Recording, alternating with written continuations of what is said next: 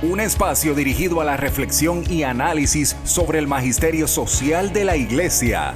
Un panel de altura que discute la realidad actual guiado por los documentos magisteriales. Los expertos ya están listos para arrancar tu programa Iglesia, Estado y Sociedad. Saludos, bienvenidos a otra edición más de este programa Iglesia, Estado y Sociedad, este espacio del Instituto de la Doctrina Social de la Iglesia, en donde semana tras semana tratamos de analizar y traer a la atención de nuestro querido público asuntos importantes para nuestra iglesia, para nuestra vida como pueblo, ¿verdad? Y sobre los que el magisterio social de la iglesia tiene algo que decir. Les agradezco profundamente su sintonía semana tras semana y me acompaña, como en todos los programas, mi querido amigo y hermano Fernando Pacheco Valcourt, quien desde hace un tiempo me ayuda con la moderación de este espacio. Fernando, gracias por estar aquí en esta mañana. Gracias, Israel, gracias al público que nos acompaña y se da cita siempre todos los martes en este espacio y en las redes del mismo modo. Ahí siempre la exhortación es analizar las situaciones que estamos planteando y siempre buscar soluciones para día a día poner nuestro granito de arena y fomentar y crear, ¿verdad?, ese mundo mejor al que todos aspiramos. Si recuerda nuestro público, en la semana pasada estuvimos hablando y analizando aquí un hermoso documento que publicó en el año 2009 el recientemente fallecido Papa Benedicto XVI, ¿verdad? Que en paz descanse, y que es un documento importante de la doctrina social de la Iglesia, como lo es el documento Caritas in Veritate. Estuvimos durante la semana pasada, comenzamos a hablar de este documento y de los distintos puntos que el mismo trae a nuestra atención, pero la discusión del documento es tan extensa que quisimos, ¿verdad?, continuarla en el día de hoy para así poder hablar un poquito más, ¿verdad?, de los distintos puntos que el documento nos presenta. Fernando, no sé si recuerdas, estábamos hablando en la semana anterior de la importancia que tiene el que nos sepamos salvados, ¿verdad? Y de esa manera llevar esa salvación, ese sentimiento de salvación, a ponerlo en práctica por nuestros hermanos. Pero la encíclica habla y toca un tema que ha sido tema de otros documentos magisteriales, de Pablo VI, de Juan Pablo II, sobre el desarrollo humano integral, ¿verdad? Y nos presenta una serie de ¿verdad?, de situaciones y hace una serie de exhortaciones que los católicos debemos seguir, aunque si bien es cierto que la Iglesia no debe proveer consejos o alternativas técnicas de cómo atender los problemas sociales, sí estamos obligados, ¿verdad?, a llevar el principio de la fe, a llevar esa verdad que representa a Jesucristo para que permee los distintos proyectos y las distintas formas en los cuales los problemas sociales se atiendan por parte de las autoridades pertinentes. Y sabemos que este tema, el Papa Francisco ha sido también muy vocal en el tema de que el cristiano, ¿verdad?, el católico, está obligado a involucrarse en el gobierno de la sociedad, ¿verdad? ¿Para qué? Pues para permear con el espíritu y la sabiduría de Cristo las decisiones que se tomen, buscando el bien común y el desarrollo humano de todos los pueblos.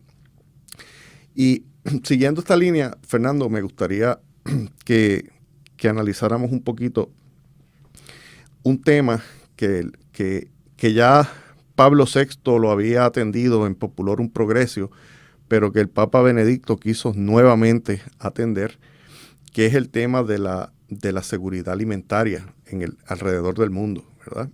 Y pues un poco yo quiero también aterrizarlo aquí en el país, porque el tema de la seguridad alimentaria es un tema complicadísimo, peligrosísimo que nosotros estamos viviendo en estos días y muchos de nosotros no queremos verlo, ¿verdad?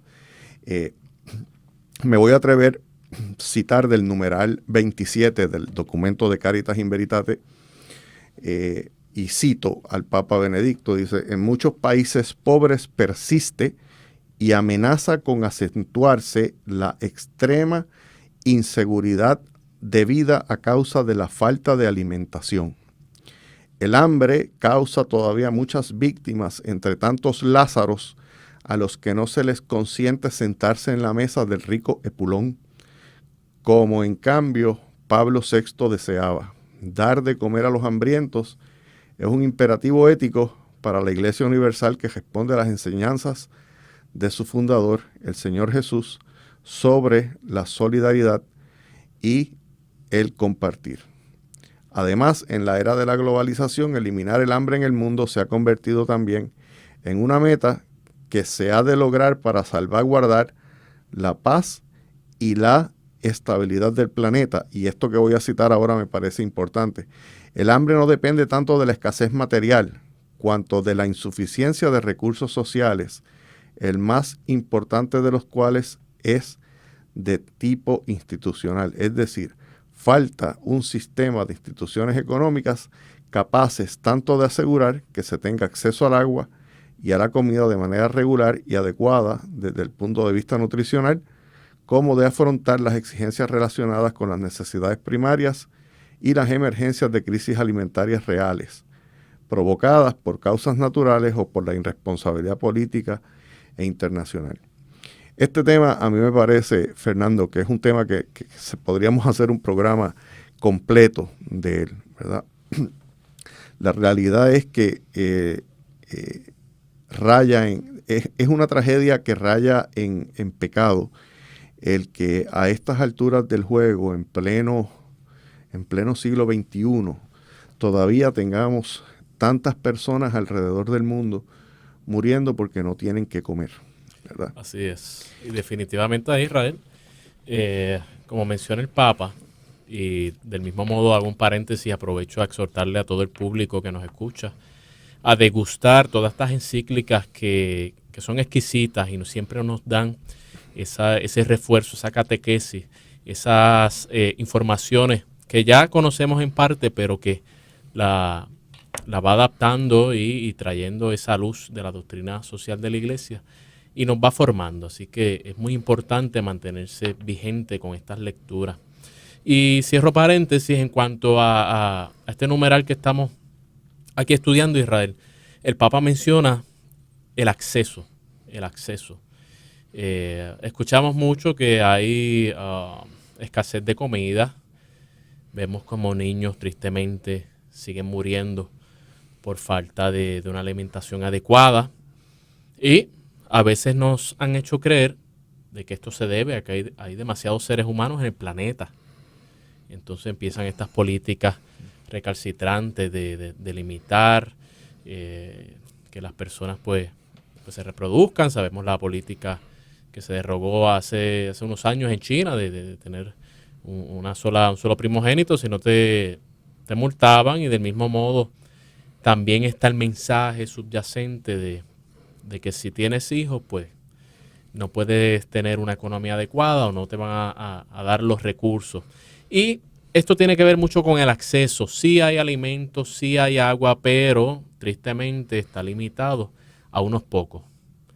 Los que regulan el acceso al agua, los que regulan el acceso a la comida, pues obviamente esto es un negocio y un tesoro para muchos gobiernos. Entonces lo limitan, lo encarecen. Vemos como en Puerto Rico el agua sigue subiendo, no se diga ni la luz. Y salen las estadísticas de todos los salideros que hay de agua, que eso pues lo pagamos usted y yo. Así que quisiera enfatizar en eso, que no hay un problema necesariamente de que no haya alimentación suficiente, sino el problema está en el acceso, el problema está en la distribución, el problema está en que estos bienes están en manos de unos pocos que tienen el poder y no quieren que todo el mundo pueda beneficiarse de la misma manera.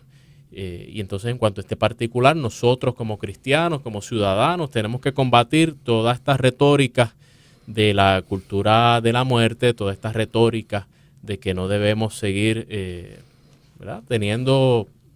Reproduciéndonos como seres humanos, como naciones. A eso yo le añado, hay otros movimientos políticos que no es el tema de hoy, pero les quiero dejar sobre el tintero que en Puerto Rico la tasa de natalidad está prácticamente casi detenida.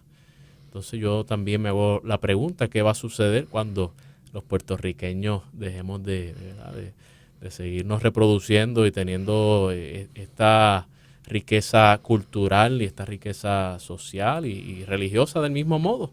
O sea que hay muchas retóricas que quieren percolar en la mente de las personas, de los puertorriqueños, y el llamado, sobre todo en estos espacios, es a repensar las cosas. El llamado también que hace el Papa aquí en la encíclica, repensar las cosas, replantearnos las cosas. Escuchamos, vemos en las redes, pero espérate, ¿eso será cierto? Déjame analizarlo desde otro punto de vista, déjame instruirme con una mayor profundidad, porque del mismo modo, como dice la palabra, conocerán la verdad y la verdad los hará libres. La verdad nos hace libres, y hoy por hoy hay mucha información, pero esa información en ocasiones nos desinforma porque es información falsa, información manipulada, que es lo mismo, ¿verdad?, que decir una mentira. Así que el problema alimenticio está en el acceso. El problema alimenticio no podemos dejar que nos arrope, Israel y público que nos escucha.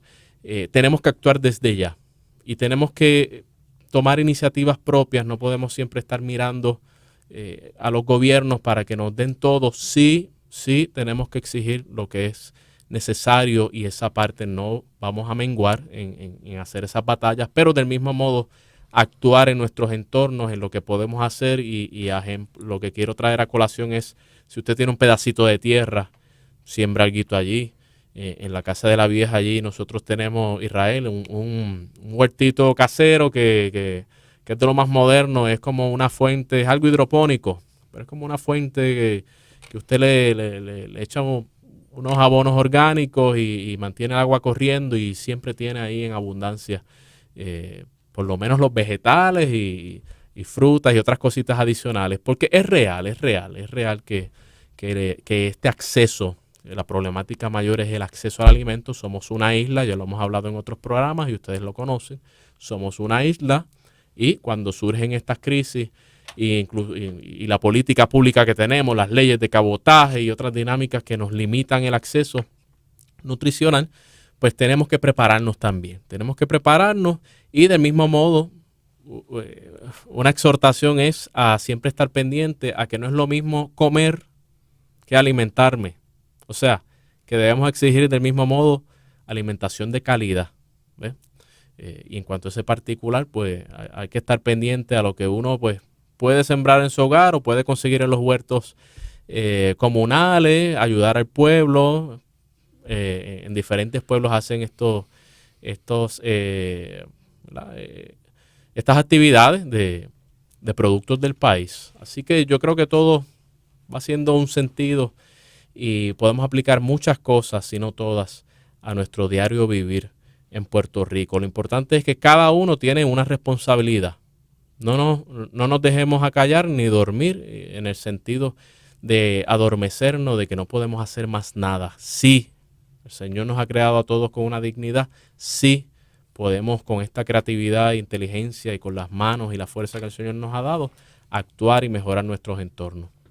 Fíjate, Fernando, yo creo que tú has dado en el clavo de un punto importante que yo quería traer sobre el tema del problema de la seguridad alimentaria, que como muy bien tú dijiste, es un tema que en otras ocasiones hemos tocado, pero que no podemos dejar de continuar discutiendo. Y es que Puerto Rico está muy susceptible, ¿verdad?, por su condición geográfica, a sufrir los embates de escasez de alimentos en caso de un conflicto o un desastre de mayores proporciones. En Puerto Rico por muchos años la agricultura se demonizó ¿verdad? Un poco bajo la psiquis de los años 40 y 50 del desarrollo industrial del país, pecamos de no industrializar y modernizar de la misma manera el sector agrícola.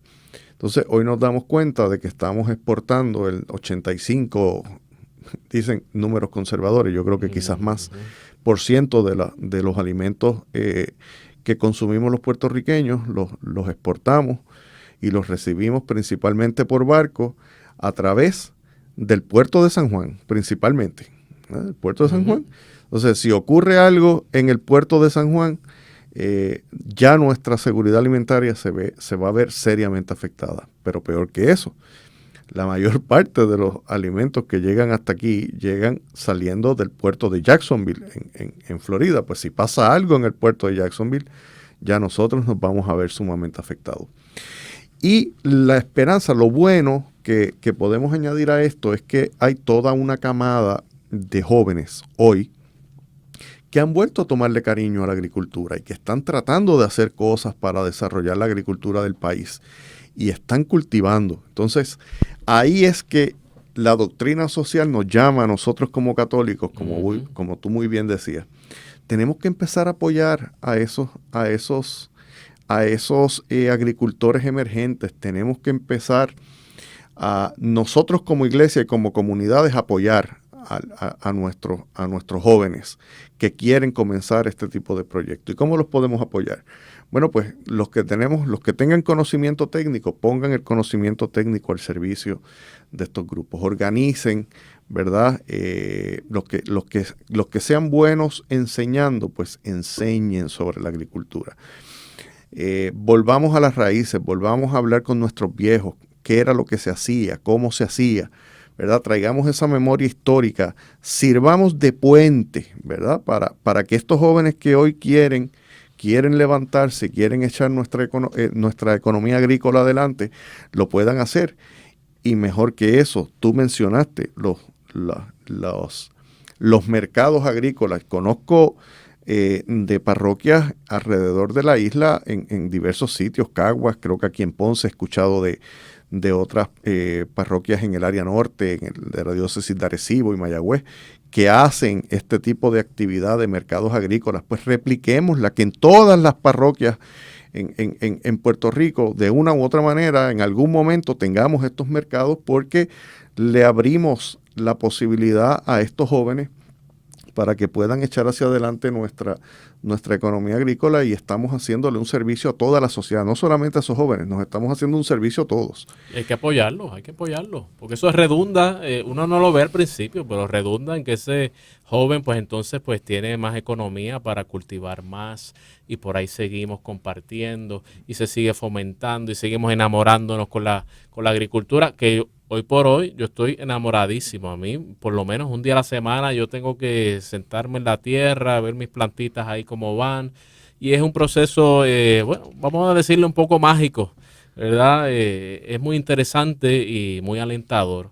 Y ya culminándose, que vamos para el receso, Israel, mi abuelita tiene más de 90 años. Y eso mismo, yo le pregunto, ¿qué tú haces? ¿Qué tú has hecho para durar tanto y estás fuerte y caminas y sigues para adelante y estás hasta echando para adelante unos nietos y unos bisnietos? Vianda, verdura, lo que se cosechaba o lo más saludable que pudiese estar disponible, que lo podemos cultivar en Puerto Rico, ¿no? Así que escuchemos a nuestros viejos, a nuestras personas mayores, que ellos tienen mucha sabiduría. Eso es así, y sobre todo compremos los productos que se hacen aquí en Puerto Rico. Eso es dinero que se queda en nuestra economía, se queda en nuestro país. No es capital que perdemos y que muy bien necesitamos para poder echar hacia adelante nuestro país. Fernando, tenemos, como dijiste, que ir a una pausa, pero cuando regresemos quiero seguir este diálogo. Quiero tocar el tema del derecho a la vida, ¿verdad?, que trae el Papa Benedicto en la encíclica. Y me gustaría también un poco hablar del concepto que habla el Papa Francisco de la ética en el comercio y en la economía, que nos dice que una economía sin ética, y es un tema que también ha tocado el Papa Francisco, es una economía que mata, que asesina, que no, de verdad, no sirve para adelantar a los pueblos, el desarrollo humano integral y mucho menos para el bien común. Así que no se retiren, que en breve regresamos a Iglesia, Estado y Sociedad. Iglesia, Estado y Sociedad. Bienvenidos nuevamente a el programa Iglesia, Estado y Sociedad. Estamos comenzando nuestro segundo segmento y continuamos con la discusión de la encíclica Caritas in Veritate de el fenecido Papa Benedicto XVI.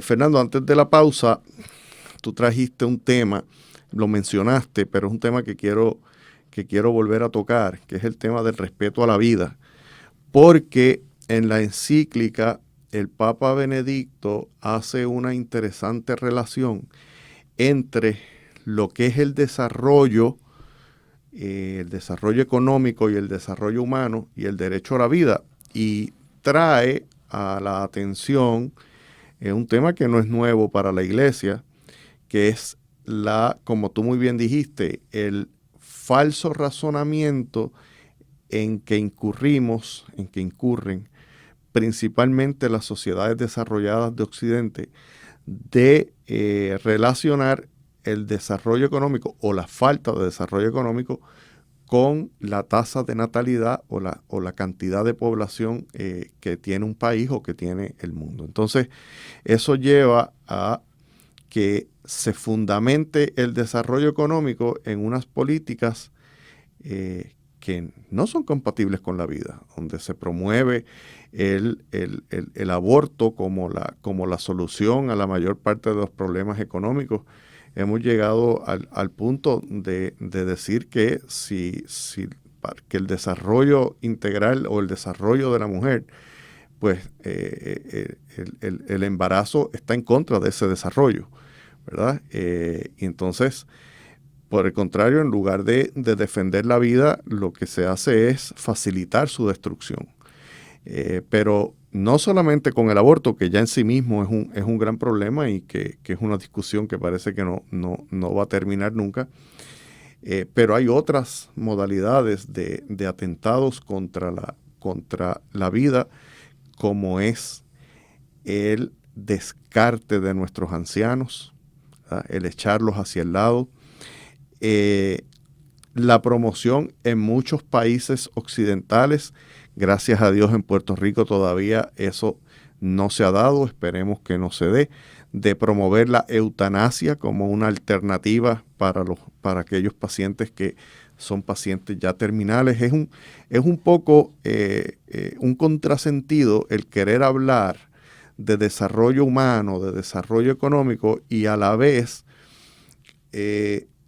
establecer políticas cada vez más en contra de la vida humana. ¿No? Que es que sin vida humana no hay humanidad, no hay mundo, no hay tierra, ¿verdad? No hay vida, ¿verdad? Sin los seres humanos.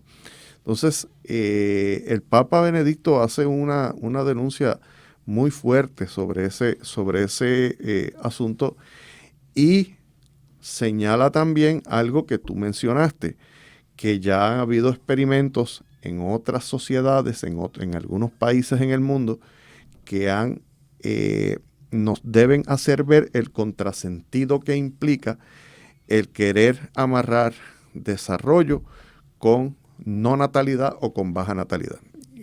Tú mencionaste el asunto de China, pero no podemos perder de perspectiva que en Japón, después de la Segunda Guerra Mundial, se establecieron unas políticas de control de natalidad bien estrictas, y eso ha llevado a esa economía de Japón a darse cuenta de que tienen un problema serio de reemplazo generacional. Con una población envejecida, no tienen una generación de reemplazo, y entonces ahora está el gobierno incentivando el que la gente tenga hijos, porque ya después que tú le metes en la mente a toda una generación el asunto de el control de la natalidad, pues es difícil revertirlo. Y ahora tienen que estar dando incentivos, inclusive incentivos económicos, para que la gente tenga hijos. ¿Por qué? Porque se dieron cuenta que su economía no es viable si no hay niños, si no hay procreación.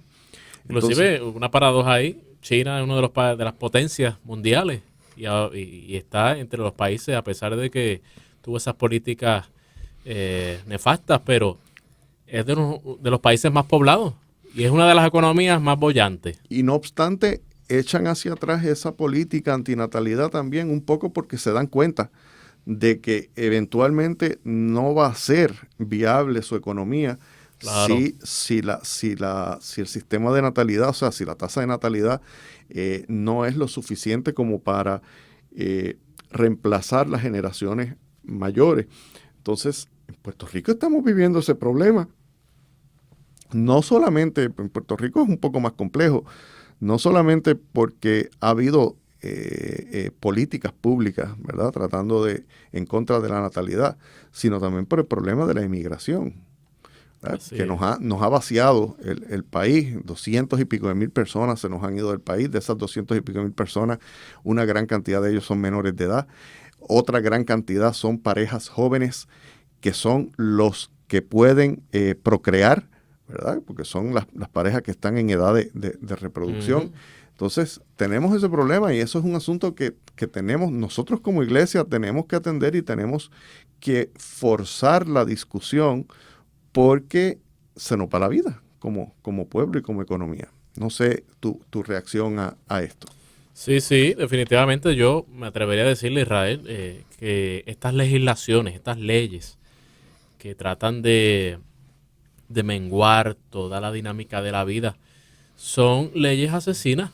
Son leyes asesinas. No necesariamente el asesino es el que vemos en las noticias, que tristemente fue una persona vulnerada que actuó de una manera antisocial e incorrecta. Pero sí hay legislaciones asesinas que en ocasiones nos las pintan de una manera muy bonita, supuestamente para adelantar políticas públicas, pero estas legislaciones en realidad lo que están evitando es que vengan al mundo muchos seres humanos y que en realidad pues no logramos que nacieran, pues en realidad estamos fomentando en ocasiones esas políticas asesinas. Así que nada, es muy interesante este diálogo porque nos ayuda a salir de la caja, de los esquemas que nos han adoctrinado en muchas ocasiones y nos han llevado a unas mentiras que a la hora de la verdad fueron simplemente propaganda, viles mentiras.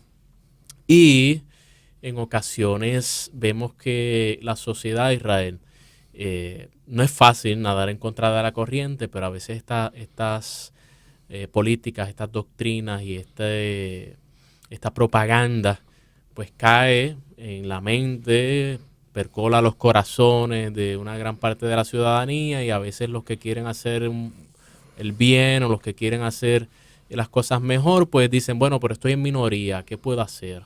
¿No? Y se van tristemente en estas corrientes, pero la exhortación es, miren, no están solos, estos diálogos los estamos teniendo precisamente en estos espacios para decirles que no están solos, que siempre somos un grupo muy grande de ciudadanos. Yo creo que en general todos los seres humanos quieren hacer un bien mayor. Lo que sucede es que en ocasiones nos adoctrinan o nos engañan o nos meten unas supuestas verdades que en realidad son mentiras y actuamos de la peor manera. Hablando sobre esto, Israel, está el numeral 34 que nos menciona que la caridad en la verdad pone al hombre ante la sorprendente experiencia del don. La gratuidad está en su vida de muchas maneras, aunque frecuentemente pasa desapercibida debido a una visión de la existencia que antepone a todo la productividad y la utilidad. El ser humano está hecho para el don, el cual manifiesta y desarrolla su dimensión trascendente. A veces, el hombre moderno tiene la errónea convicción de ser el único autor de sí mismo, de su vida y de la sociedad. Es una presunción fruto de la cerrazón egoísta en sí mismo, que procede por decirlo con una expresión creyente, del pecado de los orígenes. O sea, nos van, hoy por hoy yo diría que la corriente nos va llevando, la corriente del mundo, de estas ideas que van percolando por ahí, nos va llevando cada vez más a ser seres individualistas. Yo me voy a autodesarrollar, yo solo puedo, yo voy a salir adelante. Claro, eso suena bien, pero es que salimos adelante, pero con el Señor. El Señor es el que nos ayuda a hacer todo lo que las cosas maravillosas que podemos hacer, el Señor está ahí. Y sobre todo, es bueno, es importante, es imprescindible tener al Señor como fuente de todo don y autoridad y de ciencia e inteligencia, porque cuando tomemos las decisiones que veamos que tal vez no son las mejores, cuando caigamos, pues entonces los que están en la doctrina de la autodeterminación del yo, en ocasiones se autodestruyen, porque fui yo mismo el que ocasioné esta desgracia. Pero cuando uno está con el Señor, pues uno sabe que el Señor guía a uno sabe que uno es débil y que Él Él manifiesta su grandeza en la debilidad, y si caemos, Él nos levanta. ¿Ves? Siempre vemos una esperanza. Sí, tenemos que actuar. Sí, tenemos gran parte, ¿verdad? En cuanto a las decisiones y en cuanto al día a día de las cosas que podemos hacer, pero siempre mirando a ese rostro del Señor que nos guía día a día, yo creo, ¿verdad? Y como decía, lo mencionábamos en el programa anterior, Israel, como dice una expresión muy fuerte y verdaderamente la vuelvo a mencionar porque en mí caló profundo, dice así el Papa: sin Dios el hombre no sabe a dónde ir ni logra saber quién es. ¿Eh? Así es, Fernando, y no podemos, yo creo que una de las grandes aportaciones que el Papa Benedicto hizo con esta encíclica fue precisamente traer al ámbito de la discusión del desarrollo humano la necesidad o el principio del don y de la gratuidad, ¿verdad? El que tenemos que sabernos salvados gratuitamente por nuestro Señor, ¿verdad?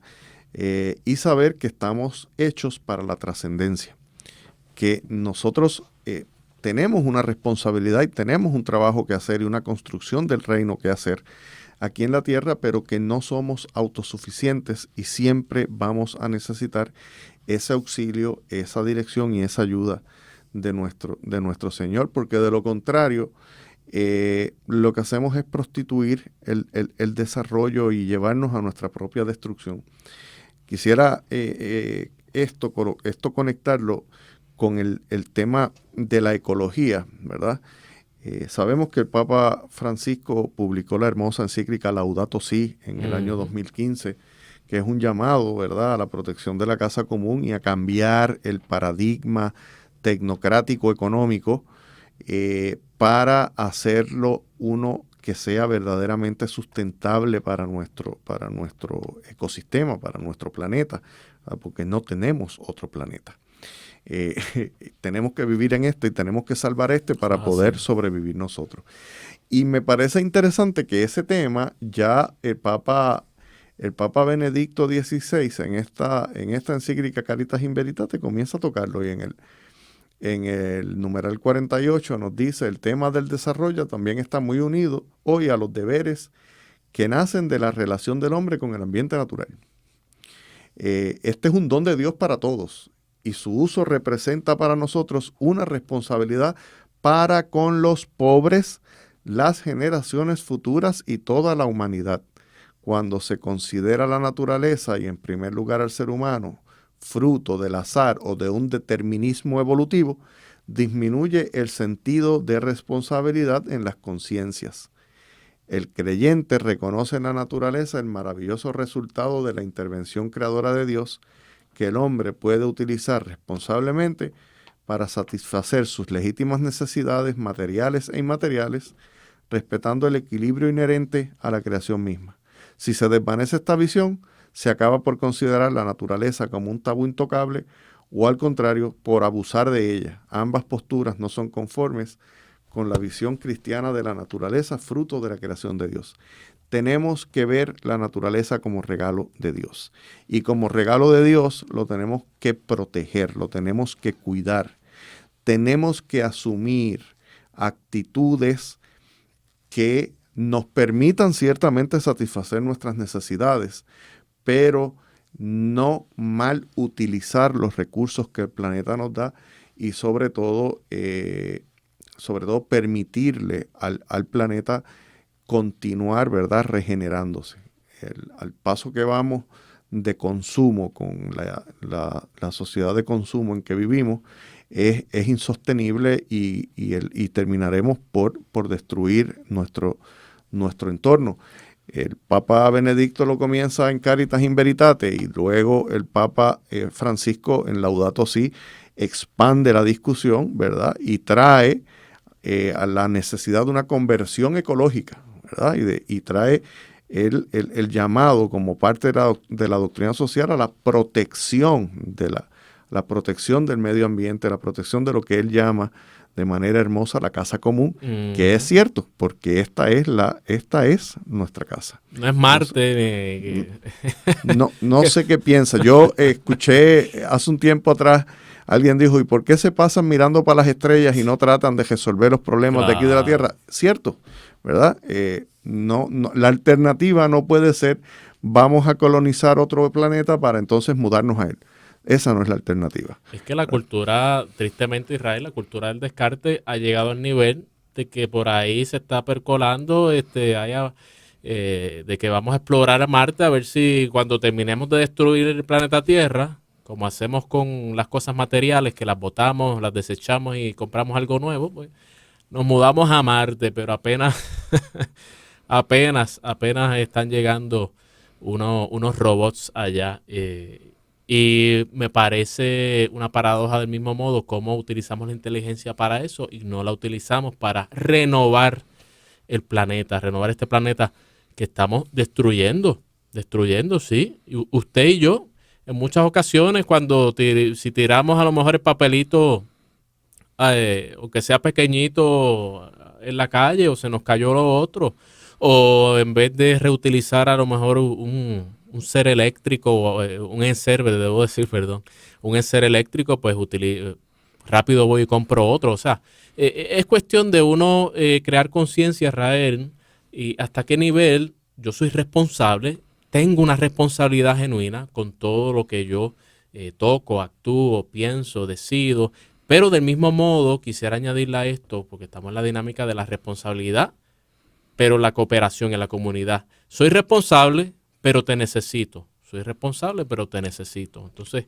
necesito al otro, ¿verdad?, para que podamos cumplir esta dinámica social de mantener un planeta como el Señor lo quiso así, que fuéramos unos buenos administradores. Y a mí me viene a la mente, Israel, muy a menudo en los últimos meses que estuve por ahí turisteando en Puerto Rico, cómo le podemos imponer responsabilidad, y de aquí puede salir una idea tal vez para nuestros legisladores, una responsabilidad a las fábricas y a las empresas de refrescos, de snacks, ¿verdad? De meriendas, de lo que sea, de todos estos productos que utilizamos, de estas bebidas que luego terminan en un zafacón, que el zafacón a lo mejor no sabemos dónde termina, pero muchos terminan entonces en un vertedero.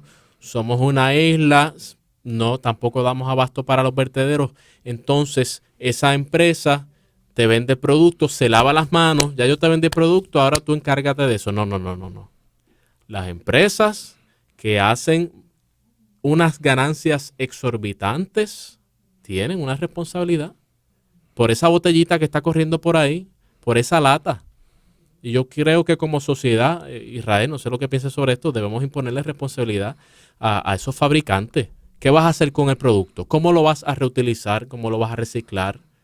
Bueno, claro, tengo un centro de reciclaje magnífico, pero incentiva al público para que le añadas un costo y entonces ese costo el ciudadano pues vea un incentivo. Mira, las latitas que antes se recogían y muchos se dedicaban a eso, y otros productos en seres, ¿cómo yo puedo entonces llevarlo al fabricante, a la empresa, y esa empresa pues reutiliza el producto del mismo modo y no tenemos tanto desperdicio? Somos responsables de de los desperdicios. Pero del mismo modo, en cuanto a este tema de la responsabilidad, quisiera añadirle que no podemos quedarnos en el egoísmo. Somos responsables y tenemos que también utilizar al otro de la mejor manera, que es mi hermano, para que juntos podamos lograr esos cambios. Y traigo una breve anécdota, Israel, porque no se me puede ir. Estaba trabajando en una asignación del pequeño Mateo, mi nene de 8 añitos, y había una pregunta en la libreta que decía, bueno, si tú tienes una situación, una encrucijada, decía, si tú tienes una encrucijada, ¿qué tú harías? ¿Tú la resolverías tú solo o buscarías ayuda? Pues mi nene contestó muy cándidamente en la libreta, buscaría ayuda. Y yo pues lo felicité, claro que sí, uno tiene que buscar ayuda. Pero él me dice que le llamaron la atención, no voy a entrar en más detalles, le llamaron la atención, inclusive él dice que la mayoría de los amiguitos se fueron por esa línea. Y ahí yo dije, wow, que mucho ha percolado este mensaje del individualismo, de yo, de yo lo voy a resolver todo, y eso nos está destruyendo como sociedad. Tenemos una responsabilidad, pero sí, ese hermano me puede ayudar, me puede brindar la mano, inclusive puedo lograr su santificación y que él siga adelante para que ofrezca sus dones, ¿verdad?, en beneficio de todos. Fernando, se nos ha acabado el tiempo, sí, pero quiero antes de irme leerle a nuestro público del numeral 78 de la encíclica, que creo que resume, ¿verdad? Esto que voy a citar creo que resume lo que es el mensaje de Benedicto XVI del 2009, pero que resuena todavía hoy. Lee y cito: sin Dios, el hombre no sabe a dónde ir, ni tampoco logra entender quién es. Ante los grandes problemas del desarrollo de los pueblos que nos impulsan casi al desasosiego y al abatimiento, viene en nuestro auxilio la palabra de Jesucristo que nos hace saber: sin mí no podéis hacer nada, y nos anima: yo estoy con vosotros todos los días hasta el final del mundo. Ante el ingente trabajo que queda por hacer, la fe en la presencia de Dios nos sostiene, junto con los que se unen en su nombre y trabajan por la justicia. Así que creo que esto resume el mensaje. No tenemos tiempo para más, tenemos que despedir el programa, pero les invito a todos nuestros radioescuchas y a aquellos que nos están viendo y escuchando a través de las redes de la Pontificia Universidad Católica de Puerto Rico, a que lean este hermoso documento, y no solamente lo lean, sino que lo pongan en práctica en sus vidas y nos dispongamos todos a trabajar por un verdadero desarrollo humano integral y por la justicia para todos. Así que sin más, despedimos el programa. Los esperamos la próxima semana en otra edición más de Iglesia, Estado y Sociedad. ¡Ánimo! Iglesia, Estado y Sociedad es una producción del Instituto de Doctrina Social de la Iglesia de la Pontificia Universidad Católica de Puerto Rico. Tienes una cita la próxima semana a esta misma hora, porque el análisis y la reflexión continúan. Iglesia, Estado y Sociedad, una producción de la Pontificia Universidad Católica de Puerto Rico.